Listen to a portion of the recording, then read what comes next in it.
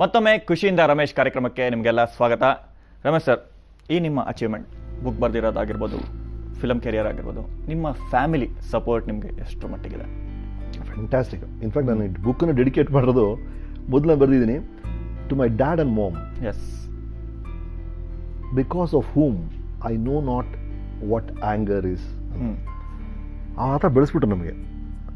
ಯಾವ ವಿಷಯಕ್ಕೂ ಕೋಪ ಬರುವಂಥ ಪರಿಸ್ಥಿತಿನೇ ಬರಲಿಲ್ಲ ಮನೆಯಲ್ಲಿ, ಅಷ್ಟು ಹಿತವಾಗಿ ಬೆಳೆಸಿದ್ರು. ಹಾಗಾಗಿ ಅವ್ರು ಭಾಳ ಮುಖ್ಯ ಆದರು ನನಗೆ. ಆ್ಯಂಡ್ ನಾನು ಏನೇ ಆಸೆ ಪಟ್ಟರು, ಒಬ್ಬ ಇಂಜಿನಿಯರಿಂಗ್ ಸ್ಟೂಡೆಂಟು, ಒಳ್ಳೆ ಮಾರ್ಕ್ಸ್ ಉಳ್ಳ ಹುಡುಗ ಸಿನಿಮಾಗೆ ಹೋಗ್ತಾನೆ, ಸಿನಿಮಾಲಿ ಹೀರೋನೂ ಅಲ್ಲ, ಮೊದಲು 10 ಫಿಲ್ಮ್ಸಲ್ಲಿ ಅವನು, ದೊಡ್ಡ ಸಂಪಾದನೆ ಇಲ್ಲ, ಹಾಳಾಗ್ತಿದೆ ಅನ್ನೋ ಲೈಫು, ಯಾಕೆ ಹಂಗೆ ಹೋಗ್ತೀಯ ಅಂತ ಕೇಳಲಿಲ್ಲ ಅವ್ರು. ನೀನು ಆಸೆ ಪಡ್ತಿದ್ಯಾ, ನಿನಗೆ ಇಷ್ಟ ಆಗ್ತಿದ್ಯಾ, ಮುನ್ನುಗ್ಗು, ನಿನ್ನ ಬಗ್ಗೆ ನನ್ನ ನಂಬಿಕೆ ಇದೆ ಅಂತ ಬಿಟ್ಬಿಟ್ಟಿರು. ಅದು that way it is big support ಅಲ್ಲ ನನಗೆ. ಇಂಜಿನಿಯರಿಂಗ್ ನೀವು ಒಳ್ಳೆ ಮಾರ್ಕ್ಸ್ಗಳು ತಗೋತಾರೆ, ಮಾರ್ಕ್ಸ್ ಸಕ್ಕತ್ತಾಗಿರ್ತದೆ ನನಗೆ, ಅದೆಲ್ಲ ಇಂಪಾರ್ಟೆಂಟು. ಬಟ್ ಅದಿದ್ದಾಗ ನೀವು ಇನ್ನೊಂದು ಕಡೆ ಹೋಗ್ತೀವಿ ಅಂದಾಗ, ಈಗ ನನ್ನ ಮಗ ಹತ್ರ ಹೇಳಿದ್ರೆ ಏಯ್ ಹೋಗೋ ಇಂಜಿನಿಯರಿಂಗ್, ನಾನು ಹೇಳ್ತೀನಿ ಹೋಗ್ತಾನಂತ ಸಿನಿಮಾಗೆ, ನಾವೇ ಬೈತೀವಿ, ಬೇರೆ ವಿಷಯ. ಬಟ್ ಆ ಥರ ಒಂದು ಬ್ರಾಡ್ ಥಿಂಕಿಂಗ್ ಅವ್ರಿಗೆ ಇತ್ತು. ಸೊ ಅವ್ರು ಕನ್ಸಿದ್ದು ನಾನು ಒಬ್ಬ ಇಂಜಿನಿಯರ್ ಆಗಬೇಕು ಅಂತ. ಅವ್ರದ್ದೊಂದು ಫ್ಯಾಕ್ಟ್ರಿ ಇತ್ತು, ಆ ಫ್ಯಾಕ್ಟ್ರಿ ನಾನು ನೋಡ್ಕೊಳ್ತೀನಿ ಅಂತ ನನ್ನ ಮೆಕ್ಯಾನಿಕ್ ಓದಿಸಿದ್ರು ನಮ್ಮಪ್ಪ. ಬಟ್ ಕೊನೆ ನಾನು ಫ್ಯಾಕ್ಟ್ರಿಗೆ ಹೋಗಲೇ ಇಲ್ಲ, ನಾನು ಇನ್ನೊಂದು ಕಡೆ ಬಂದೆ. ಬಟ್ ಅದ್ರ ಬಗ್ಗೆ ಅವ್ರು ಬೇಜಾರೇ ಇಲ್ಲ ಅವ್ರಿಗೆ. ಅದ್ರೊಂದು ನನಗೆ ಆಶ್ಚರ್ಯ ಆಗುತ್ತೆ, ಅಂಥ ವ್ಯಕ್ತಿ ನಮ್ಗೆ ಸಿಕ್ಕುದಲ್ಲ ಪೇರೆಂಟ್ಸ್ ಆಗಿ. ನಿನ್ನ ಕನ್ಸು ಬೇರೆನಾ, ಹೋಗಪ್ಪ ನಿನ್ನ ಕನ್ಸು ನೀನು ಫಾಲೋ ಮಾಡೋದು ಬಿಟ್ಟರಲ್ಲ, ಅದು ಆಶ್ಚರ್ಯ ಆಗುತ್ತೆ ನನಗೆ. That way father was a big support, mother is a big support. That way ಈ ನನ್ನ ಹೆಂಡತಿ ಮತ್ತು ನನ್ನ ಮಕ್ಕಳು ದೊಡ್ಡ ಸಪೋರ್ಟ್ ನನಗೆ. ಅವ್ರು ಇನ್ಫ್ಯಾಕ್ಟ್ ಅಬೌಟ್ ಆಲ್ ಲೇಡೀಸ್ ಬಗ್ಗೆ ಒಂದು ಇದಲ್ಲಿ ಸ್ತ್ರೀ ಅಂತ, ಎಲ್ಲ ಹೆಂಗಸ್ರ ಬಗ್ಗೆ ನಾನು ಕೆಲವು ಟೈಮ್ ಅವ್ರು ನೋಡಿ ಆಶ್ಚರ್ಯ ಆಗುತ್ತೆ. ಅವ್ರು ಮಾಡೋಂಥ ತ್ಯಾಗಗಳು ನೋಡಿ, ಅದು ನಿಮ್ಮ ಅಮ್ಮ ಇರ್ಬೋದು, ಅಪ್ಪ ನಿಮ್ಮ ತಂಗಿ ಇರ್ಬೋದು, ನಿಮ್ಮ ಹೆಂಡತಿ ಇರ್ಬೋದು, ಅವರು ಮಾಡುವಂಥ ತ್ಯಾಗಗಳು ನಿಮ್ಮ ಲೈಫಲ್ಲಿ ಫ್ಯಾಂಟಾಸ್ಟಿಕ್ ಅನ್ಸುತ್ತೆ ನನಗೆ. ಅದ್ರ ಬಗ್ಗೆ ಬರ್ತೀನಿ ನಾನು. ಹಾಗಾಗಿ family support is very important, ಭಾಳ ಭಾಳ ಮುಖ್ಯ. ಅದು ಹ್ಯಾಪಿನೆಸ್ ಬುಕ್ ಅದೊಂದು ಬುಕ್ ಓದಿದೆ ನಾನು.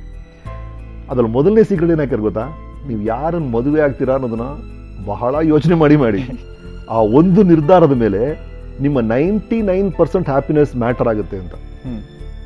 ಮದುವೆ ಆಗಿ ಮುಂಚೆ ನೀವು ಯಾರನ್ನು ಮದುವೆ ಆಗ್ತೀರೋ ಸ್ವಲ್ಪ ಗಮನ ಇಟ್ಟು ದಯವಿಟ್ಟು ಪರೀಕ್ಷೆ ಮಾಡಿ ಮದುವೆ ಆಗಿ, ಮುಂದೆ 99% ನಿಮ್ಮ ಖುಷಿ ಅದ್ರ ಮೇಲೆ ಡಿಪೆಂಡ್ ಆಗುತ್ತೆ ಅಂತ ಬರ್ದಿದ್ದಾನೆ ಅವನು. ಕಾಮಿಡಿಯಾಗಿ ಹೇಳಿದಾರೆ, ಎಚ್ಚರಿಕೆ ಕೊಟ್ಟಿದ್ದಾರೆ. ಕಾಮಿಡಿಯಾಗಿ ಹೇಳಿದಾರಲ್ಲ, ಅಷ್ಟು ಎಚ್ಚರಿಕೆ ಕೊಡೋದು. ಅದು ಇಟ್ಸ್ ಟ್ರೂ ಆಲ್ಸೋ. ಯಾಕಂದ್ರೆ ನೀವು ಜೊತೆಗೆ ಆಮೇಲೆ ಜರ್ನಿ ಮಾಡಬೇಕಾಗುತ್ತೆ. ನಿಮ್ಮ ಕನಸುಗಳನ್ನ ಸ್ಪಾನ್ಸರ್ ಬೇಕು ನಿಮಗೆ. ಸಣ್ಣ ಪುಟ್ಟ ಫ್ರಿಕ್ಷನ್ಸ್ ಬರುತ್ತೆ, ಅದನ್ನ ಅಡ್ಜಸ್ಟ್ ಮಾಡ್ಕೊಂಡು ಹೋಗ್ಬೇಕು ನಾವು. ಬಟ್ ಎಲ್ಲೊಂದು ಕಡೆ ರಿಯಲೈಸೇಷನ್ ಬಂದ್ರೆ ಚೆನ್ನಾಗಿ. ಹಾಗಾಗಿ ಫ್ಯಾಮಿಲಿ ಇಸ್ ವೆರಿ ಇಂಪಾರ್ಟೆಂಟ್. ನನ್ನ ಮಕ್ಕಳು ಅರ್ಜುನ್ ಮತ್ತು ನಿಹಾರಿಕಾ ಬಿಗ್ ಟ್ರೆಷರ್ ನನಗೆ. ಭಾಳ ಖುಷಿ ಅವ್ರ ಜೊತೆ ನನಗೆ. ನಿಮ್ಮ ಫೇವ್ರೇಟ್ ಗೇಮ್ ಯಾರು ಕೇಳಿದ್ರೆ, ನನ್ನ ಮಕ್ಕಳ ಜೊತೆ ಆಟ ಆಡೋ ಯಾವ ಗೇಮು ನನ್ನ ಫೇವ್ರೇಟ್ ಅಂತ ಹೇಳ್ತಿದ್ದೆ ನಾನು.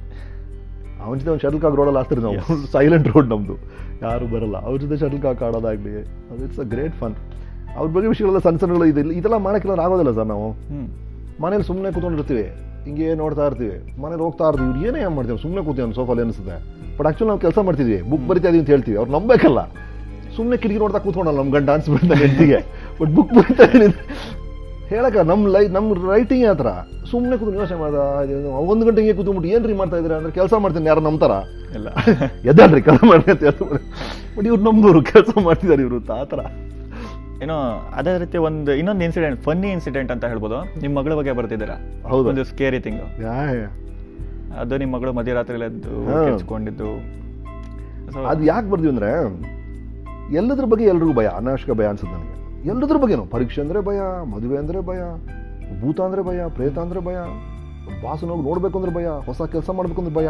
ಈ ಭಯಗಳು ತುಂಬ ಹಾಂಟ್ ಮಾಡ್ತೀವಿ ಎಲ್ಲರೂ. ಅದು ಯಾಕೆ ಅಂತ ಸ್ಟಡಿ ಮಾಡಬೇಕು ಅನ್ನಿಸ್ತು. ಅದು ನಮ್ದೊಂದು ಸಖತ್ ಇನ್ಸಿಡೆಂಟ್ ಆಯ್ತು. ನಾವು ಏರ್ಕಾಡು ಹೋಗಿದ್ವಿ ನಾವೆಲ್ಲ, ನಾನು ನನ್ನ ಹೆಂಡತಿ ಮಕ್ಕಳು ಏರ್ಕಾಡಲ್ಲಿ ಒಂದು ಹಾಲಿಡೇ ರಿಸಾರ್ಟ್ಗೆ ಹೋಗಿದ್ವಿ. ಆ ರಿಸಾರ್ಟ್ ಹೆಂಗಿದೆ ಅಂದರೆ, ಇಲ್ಲಿ ಮೇಲ್ಗಡೆ ರೂಮ್ಸ್ ಎಲ್ಲ ಇದೆ, ಆ ರೆಸ್ಟೋರೆಂಟ್ ಇರೋದು ಅಲ್ಲೆಲ್ಲೋ ಬೇಕಂಪ್ಟೇ ಇಟ್ಟಿದ್ದಾರೆ. ಫ್ಯಾಮಿಲಿ ಜೊತೆ ನಡ್ಕೊಂಡು ಊಟ ನಡ್ಕೊಂಡು ಬಂದಾಗ ಮಾತಾಡ್ಕೊಂಡು ಬರ್ಬೋದು ಅಂತ ಅವ್ರ ಐಡಿಯಾ ಮಾಡೋದು. ಅಲ್ಲಿ ಮಳೆ ಬರ್ತಾ ಇತ್ತು. ನಾವು ಇಲ್ಲಿಂದ ನಡ್ಕೊಂಡು ಹೋಗ್ಬಿಟ್ಟು ಊಟ ಮಾಡಿಬಿಟ್ಟು ಛತ್ರಿಲಿ 4 ಜನ ಬಂದು ಮಲ್ಕೊಂಡಾಯ್ತು. Double duplex apartment. ನಾನು ನನ್ನ ಹೆಂಡತಿ ಮೇಲ್ಗಡೆ ಮಲಗಿದ್ದೀವಿ, ಮಕ್ಳಿಬ್ರು ಕೆಳಗೆ ಮಲಗಿತ್ತು. ಬಟ್ ಮಕ್ಳು ಚಿಕ್ಕದಾಗಿದ್ರು, ಸಣ್ಣವರು. ಕಿಟಾರ್ ಅಂತ ರಾತ್ರಿ ಕಿಳಿಸ್ತಾವ ನನ್ನ ಮಗಳು. ಏನಂದ್ರೆ ಅಲ್ಲಿ ದೆವ್ವ ಇದೆ ಹೊರಗಡೆ ಅಂತ. ನಾವು ಓಡ್ ಬಂದು ಏನಂದ್ರೆ, ಇಲ್ಲ ಹೊರಗಡೆ ದೆವ್ವ ಇದೆ. ಆ ದೆವ್ವ ಹೈ ಹೀಲ್ಸ್ ಹಾಕೊಂಡು ಓಡಾಡ್ತಿದೆ ಅಂತ. ಹೈ ಹೀಲ್ಸ್ ಅಲ್ಲಿ ದೆವ್ವ ನಾವು ಕೇಳೇ ಇಲ್ವಲ್ಲಪ್ಪ, ಅದು ಏನೇ ಅದು ಏನಿರಲ್ಲ ಕಣೆ ಸುಮ್ಮನಿರಂದು. ಇಲ್ಲ, ಅಲ್ಲಿ ಹೈ ಹೀಲ್ಸ್ ಹಾಕೊಂಡು ದೆವ್ವ ನಡೀತಾ ಇದೆ ಅಂತ ಶಬ್ದ ಬರ್ತಿದೆ ಅಂತ ಹೇಳ್ತಾ ಇದ್ದಾಳೆ. ಆಮೇಲೆ ನಾನು ಕಿವಿ ಇಟ್ಕೊಂಡ್ರೆ ನನಗೂ ಶಬ್ದ ಕೇಳ್ತಾ ಇದೆ, ಶಬ್ದ ಕೇಳ್ತಾ ಇದೆ. ಏನಪ್ಪ ಅದು ಶಬ್ದ ಇದು, ರಾತ್ರಿ ದೆವ್ವ ಹೈ ಹೀಲ್ಸ್ ಹಾಕೊಂಡು ಓಡಾಡ್ತಿದೆಯಲ್ಲ ಅಂತ ಬಾಗಿಲು ತೆಗೆದ್ರೆ ಏನಾಯ್ತು ಗೊತ್ತಾ? Very simple. ಅದ ನಾವು ಛತ್ರಿ ಇಟ್ಕೊಂಡು ಹೋದ್ವಲ್ಲ, ವಾಪಸ್ ಬಂದ್ಬಿಟ್ಟು ನಾವೆಲ್ಲರೂ ಮನೇಲಿ ಮಾಡ್ತೀವಿ, ಆ ಛತ್ರಿ ಮೇಲಿರೋ ನೀರೆಲ್ಲ ಹೊರಗೆ ಬಿಡಬೇಕು ಅಂತ ಹಂಗೆ ಓಪನ್ ಆಗಿ ಆ ಛತ್ರಿನ ಕ್ಲೋಸ್ ಮಾಡಿದೆ ಹೊರಗಡೆ ಇಟ್ಬಿಡ್ತೀವಿ. ಆ ಛತ್ರಿ ಏನು ಮಾಡಿದೆ, ಅಲ್ಲಿ ವುಡನ್ ಫ್ಲೋರ್ ಇದೇ ಥರ, ಆ ಗಾಳಿಗೆ ಆ ಛತ್ರಿ ಮೂವ್ ಆಗ್ತಾ ಇದೆ. ಆ ಛತ್ರಿ ಎಂಡ್ ಇರುತ್ತಲ್ಲ, ಆ ಕಂಬಿ ಇರುತ್ತಲ್ಲ, ಅದು ಶಬ್ದ ಮಾಡ್ತಾ ಇರೋದು ಅಂತ ಅಷ್ಟೇ.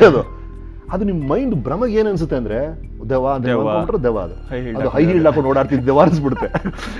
ಈ ತರ ಏನಾಯ್ತಂದ್ರೆ ನಮ್ ಮನ್ಸು ಮಾಡೋ ಟ್ರಿಕ್ಸ್ ಇದಲ್ಲ ಅನ್ಸುತ್ತೆ ನನಗೆ. ಈ ತರ ಹಲವಾಗಿದೆ ನಮ್ಗೆ ಶೂಟಿಂಗ್ಸ್ ಅಲ್ಲಿ.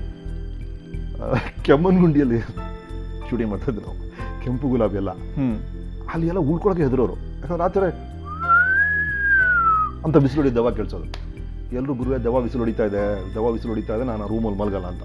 ಒಬ್ಬನೇ ಮಲ್ಗಂತೂ ಯಾರು ಇಷ್ಟ ಅಲ್ಲ, 4-5 ಜನ ಜೊತೆ ಮಲ್ಗೋರು ಎಲ್ಲ ಟೆನ್ಷನಲ್ಲಿ, ದೆವ್ವ ಬಿಸಿಲು ಹೊಡಿತಾ ಇದೆ ಅಂತ.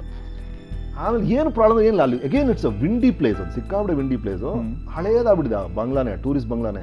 ಆ ಕಿಟಕಿಲೆಲ್ಲ ಗ್ಯಾಪ್ಸು, ಆ ಗಾಳಿ ಆ ಗ್ಯಾಪಲ್ಲಿ ಬರ್ಬೇಕಾದ್ರೆ ಸೌಂಡ್ ಮಾಡ್ತದೆ ಅಷ್ಟದು ಅಂತ. ಅದು ದೆವ್ವ ಬಿಸಿಲು ಹೊಡಿತಾ ಇದೆ ಅಂತ ಅವ್ರಿಗೆ ಅನ್ಸ್ಬಿಡೋದು. ಆ ಥರ ಕೆಲವು ಟೈಮು ಮೈಂಡ್ ಪ್ಲೇಸ್ ಟ್ರಿಕ್ಸ್ ಅನ್ಸುತ್ತೆ ನನಗೆ, ಅದನ್ನು ರೆಕಾರ್ಡ್ ಮಾಡಿದ್ವಿ. ಇನ್ನು ಅಪಾರ್ಟ್ ಫ್ರಮ್ ದಿಸ್, ನೀವು ಕೆಲವು ಸಂಸ್ಥೆಗಳಿಗೆ ಅಂಬಾಸಿಡರ್ ಆಗಿದ್ದೀರಾ, ಮತ್ತೆ ಇನ್ನೊಂದು ಮಾನಸ, ಇನ್ನೊಂದು ಮೆಂಟಲಿ ಇಲ್ ಪೇಷಂಟ್ಸ್, ಅವ್ರಿಗೆಲ್ಲ ನೀವು ಸಪೋರ್ಟ್ ಮಾಡ್ತಾ ಇದ್ದೀರಾ? ಸಪೋರ್ಟ್ ಅಂತಲ್ಲ, ಅದೇಂದ್ರೆ ಈ ಥರ ಕೆಲವ್ರು ಬರ್ತಾರೆ. ಈಗ CMC ಒಂದು 10 ವರ್ಷದ CMC ಮಾಡ್ತಾ ಇದೀವಿ. ಡಿಗ್ನಿಟಿ ಫೌಂಡೇಶನ್ ಅಂತ ಹಿರಿಯರಿಗೆ ಹೆಲ್ಪ್ ಮಾಡ್ತಾರೆ ಅವರು. ಅವ್ರು ಹೇಳ್ತಾರೆ, ನೀವು ಈ ವಿಷಯಗಳನ್ನ ಹೇಳಿದ್ರೆ ಜನಕ್ಕೆ ತಲುಪುತ್ತೆ ಅಂತ ಹೇಳ್ತಾರೆ. ನಾನು ಹೇಳಿದ್ರೆ ಒಂದು ಸೋಪ್ ಮಾರೋಕ್ಕಾಗುತ್ತೆ ನಮ್ಮ ಕೈಯಲ್ಲಿ, ಅಥವಾ ಒಂದು ಕಾರ್ ಮಾರೋಕ್ಕಾಗುತ್ತೆ, ಅಥವಾ ಗೋಲ್ಡ್ ಮಾಡೋಕ್ಕಾಗುತ್ತೆ, ಬಂಗಾರ ಮಾರೋಕ್ಕಾಗುತ್ತೆ ಅಂದರೆ ಈ ಥರ ವಿಷಯಗಳನ್ನ ಯಾಕೆ ಸ್ಪ್ರೆಡ್ ಮಾಡಬಾರ್ದು ಅಂತ ಅನ್ನಿಸ್ತು. ಹಾಗಾಗಿ ಸರಿ ಯೂಸ್ ಮಾಡ್ಕೊಳ್ಳಿ ನಮ್ಮ ಫೋಟೋಗ್ರಾಫ್ಸ್ನ ಅಂತ ಹೇಳ್ತೀವಿ. ಅವ್ರು ಮಾಡ್ತಾರೆ ಅಷ್ಟೇ. ಆ್ಯಂಡ್ ಅವ್ರು ಮೀಟಿಂಗ್ಸ್ ಕರೀತಾರೆ, ಅಲ್ಲಿ ಹೋದಾಗ ನಾನು ಕಡಿಮೆ ಮಾತಾಡ್ತೀನಿ, ನನಗೆ ಅನಿಸಿದ್ದು ಅದ್ರ ಬಗ್ಗೆ ಅಷ್ಟೇ ನಾವು ಮಾಡ್ತಿರೋದು. ಸೊ ಅಪಾರ್ಟ್ ಫ್ರಮ್ ಫಿಲ್ಮ್ ಎಲ್ಲಾದ್ರ ಜೊತೆಗೆ ಈ ಥರ ಕೆಲಸಗಳನ್ನು ಮಾಡ್ತಿದ್ದಾರೆ. ಒಂದು ಒಳ್ಳೆ ಕೆಲಸನ, ಅದು ಅಲ್ಲದೆ ನಮ್ಮ ಸಿಟಿ ಕ್ಲೀನ್ ಮಾಡ್ಕೊಳ್ಳೋ ಯೋಜನೆಗಳು ಬೇರೆ ಹಾಕೊಂಡಿದ್ದಾರೆ. ಮೈಸೂರು, ಅದು ಬ್ಯಾಂಗ್ಳೂರು, ಅದೇ ಈ ಥರ ಮಕ್ಳಿಗೆ ಹೇಳೋದು. ಯಾಕಂದರೆ I always feel the future is with them ಅಲ್ವಾ. ಸೊ ಸ್ಕೂಲ್ ಮಕ್ಳು ಏನು ಹೇಳಿದ್ರು, ಸ್ಕೂಲ್ ಮಕ್ಳು ಲೆವೆಲ್ಗೆ ಹೇಳ್ಬಿಟ್ರೆ ಅದು ಅಟ್ಲೀಸ್ಟ್ ನೆಕ್ಸ್ಟ್ ಜನರೇಷನ್ಗೆ ಹೆಲ್ಪ್ ಆಗುತ್ತೆ ಅನ್ನಿಸ್ತು. ಹಾಗಾಗಿ ಅಲ್ಲಿ ಹೋದಾಗ ಹೇಳೋದು ಅಷ್ಟೇ. ಓಕೆ, ಫೈನಲಿ ನಿಮ್ಮ ನೆಕ್ಸ್ಟು ಪ್ರಾಜೆಕ್ಟ್ ಏನು? ಡೈರೆಕ್ಷನ್ನ, ಆ್ಯಕ್ಟಿಂಗಾ, ಯಾವುದ್ರಲ್ಲಿ ಬ್ಯುಸಿ ಆಗಿದ್ದೀರಾ? ಲಾಸ್ಟ್ ನಮ್ಮಣ್ಣ ಡಾನ್ ಮಾಡಿ 6 ತಿಂಗಳಾಯ್ತು ಈಗ. ಸೊ ಮಧ್ಯದಲ್ಲಿ ಏನು ಮಾಡಿದೆ, ನಾನು ರೇಡಿಯೋ ಜಾಕಿಯಾಗಿ ಒಂದು 12 ವೀಕ್ಸ್ ಮಾಡಿದೆ. ಅದನ್ನೇನು ಮಾಡಿರಲಿಲ್ಲ. ಸೊ ಹಾಗಾಗಿ ಅದನ್ನು ಮಾಡಬೇಕು ಅಂತ ಅನಿಸ್ತು, ಅದನ್ನು ಮಾಡಿದೆ. ಬುಕ್ ಬರೀಬೇಕು ಅನಿಸ್ತು, ಅದನ್ನು ಮುಗಿಸಿದ್ದೀನಿ. ಈಗ ಇದೆರಡು ಆಗಿದೆ. ಈಗ ಮತ್ತೆ ಫಿಲ್ಮ್ ಹೋಗಬೇಕು. 2 ಫಿಲ್ಮ್ ಆಲ್ಮೋಸ್ಟ್ ಸೈನ್ ಮಾಡಿ ಇಟ್ಟಿದ್ದೀನಿ. ಒಂದು ಆ್ಯಕ್ಟರ್ ಆಗಿ, ಅದು ಈಗ ಶುರು ಆಗುತ್ತೆ, ಒಂದು 22-23 ದಿನ ಶುರು ಆಗುತ್ತೆ. ತುಂತುರು ಆಯಿತು, ತುಂತುರು ಮುಗಿದೋಗಿದೆ. ತಮಿಳ್ ಪಿಕ್ಚರ್ ಮಚ್ಚ ಅಂತ ಒಂದು ಫಿಲ್ಮ್ ಮಾಡಿದೆ, ಆ್ಯಕ್ಟಿಂಗ್ ಅದು ಮುಗೀತು. ಮುಂದೆ ಈಗ ಆ್ಯಕ್ಟ್ ಮಾಡಿದ್ರೆ ಒಂದು ಲವ್ಲಿ ನಾಟ್ ಸಿಕ್ಕಿದೆ, ಅದನ್ನೀಗ ಶುರು ಮಾಡ್ತೀವಿ. ನಮ್ಮ ಸಂದೇಶ್ ನಾಗರಾಜ್ ಅವರು ಪ್ರೊಡ್ಯೂಸ್ ಮಾಡ್ತಾರೆ. ರಾಜೇಂದ್ರ ಕಾರಂತ್ ಅಂತ ನನ್ನ ಗೆಳೆಯ, ಅದನ್ನು ಡೈರೆಕ್ಟ್ ಮಾಡ್ತಿದ್ದಾನೆ. ಅದನ್ನೀಗ ಶುರು ಮಾಡ್ತೀನಿ ಆ್ಯಕ್ಟಿಂಗ್ ಆಗಿ. ಮತ್ತು ನಾನು ಡೈರೆಕ್ಟ್ ಮಾಡೋ ಜೊತೆ ಸ್ಕ್ರಿಪ್ಟ್ ನಡೀತಾ ಇದೆ. It's a very interesting subject and ನಾನು ಐ ಆಮ್ ವೆರಿ ಎಕ್ಸೈಟೆಡ್. ಯಾಕಂದ್ರೆ ಒಂಥರ ಚೇಸ್ ಕೈಂಡ್ ಆಫ್ ಫಿಲ್ಮ್. ಆಗಲೇ ಹೇಳಿದೆ ನಾನು, ಒಂದು ಸತ್ಯವನ್ನು ಹುಡ್ಕೊಂಡು ಹೋಗುವಂಥ ಒಂದು 3 ಜನ ಹೇಗಾರ ಸತ್ಯನ ಹಿಡಿಬೇಕು ಅಂತ. ಅದು ರೆಡಿ ಆಗ್ತಾ ಇದೆ.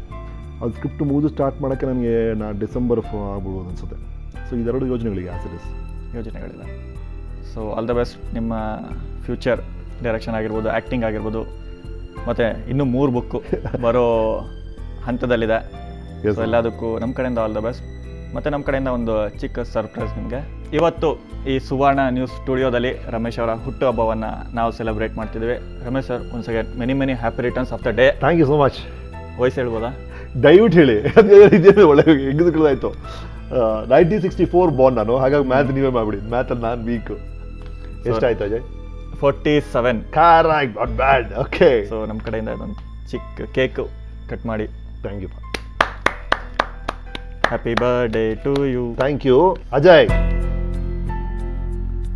Thank you sir. Thank you so much. Happy birthday. Thank you madam. ನಿಮ್ಮ ಫ್ಯೂಚರ್ ಪ್ಲ್ಯಾನ್ಸ್ಗೆಲ್ಲ all the best. Thank you so much Ajay. ನಾನು ಇದೇ ಥರ ಶುರು ಮಾಡಿದೆ ಅಜಯ್, ಈ ಥರ ಇಂಟರ್ವ್ಯೂ ಮಾಡೋದು ಟಿವಿಯಲ್ಲಿ. ಕೊನೆಗೆ ಒಂದು ಅವಕಾಶ ಸಿಕ್ಕ ಸಿನಿಮಾಗೆ ಬಂದೆ. ಹಾಗಾಗಿ ನಿಮಗೂ ಆ ಥರ ಒಂದು ಫ್ಯೂಚರ್ ಕಾದಿದೆ ಅನ್ಸುತ್ತೆ. ಡೈರೆಕ್ಟರ್ ಚೆನ್ನಾಗಿದ್ದೀರಿ, ಹಾಗಾಗಿ ಒಳ್ಳೇದಾಗಲಿ. ಇಷ್ಟು ವರ್ಷಗಳ ಕಾಲ ಜೊತೆಗಿದ್ದೀರಿ. ಮತ್ತೆ ಅದನ್ನೇ ಹೇಳ್ತಾ ಇದ್ದೀನಿ, actually it's no fun without you.